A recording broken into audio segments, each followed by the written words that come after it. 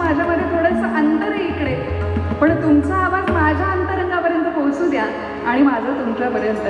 पुंडलिकावरदे, क्या बात आहे. श्री ज्ञानदेवा पार्वती पते हर हर, श्री देवकी कृष्ण भगवान की. असं कीर्तन पंढरपूरच्या रावळामध्ये सुरू होतं, म्हणून तुम्हाला आवाज वाढवायला सांगितलं.